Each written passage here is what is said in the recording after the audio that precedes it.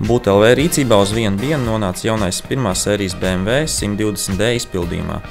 Testa auto apveltīts ar 184 zirgspēkus un 380 Nm attīstošu 2 litru dīzeļdzinēju, 8 pakāpju automātisko pārnesumu kārbu un dzinēja veiktspējai atbilstošo sportlaina aprīkojumu līmeni.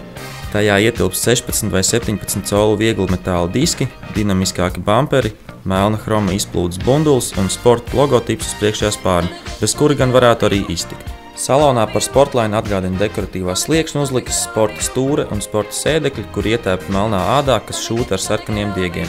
Kopā ar spīdīgu melno apdari un sarkano līniju, kas vies caur salonu, tiek panākta patīkama noskaņa.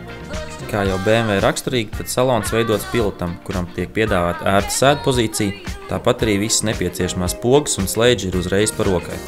Garākam vadītājam gan problēmas sagādās iekāpšana un izkāpšana, jo ideālās sēdpozīcijas gadījumā atzveltne atrodas vienā līmenī ar virsbūves sānu balstu. Netik ērti ir aizmugurē sēdošiem, it sevišķi priekšā sēž garāka auguma cilvēki.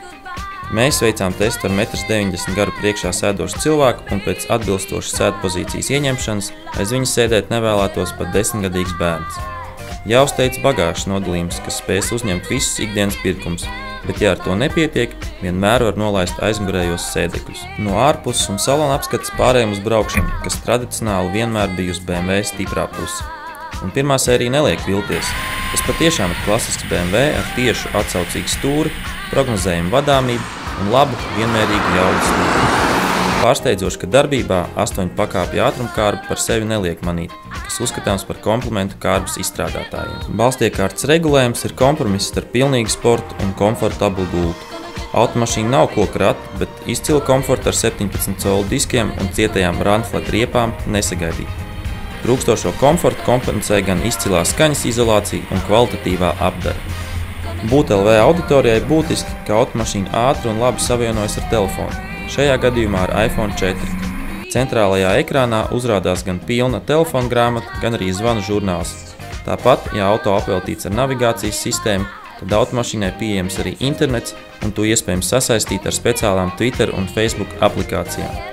No jauno tehnoloģiju viedokļa jāpiemina arī efektīvās dinamikas programmā ietilpstošā EcoPro sistēma, kas regulē dzinēju un pārnesumkārbas darbību, start-stop sistēma un bremžu enerģijas reģenerācijas sistēma. Noslēgumā jāmin, ka pirmās sērijas BMW ir dinamisks ikdienas auto ar nelielu patēriņu un jauneklīgi agresīvu veidolu. Kā ģimenes auto mazākais BMW gan nederēs, tomēr vienam dzīves baudītājam vai jaunam pārim, kuriem pārsvarā sanāk pārvietoties pa pilsētu un nav nepieciešams lielāks un krūtāks auto, šis būs ideāls. Jāsadzīvo gan ar cenu. Mazākais BMW pieejams sākot no 19 615 latiem, bet konkrētā testa auto cena ir 29 618 lati.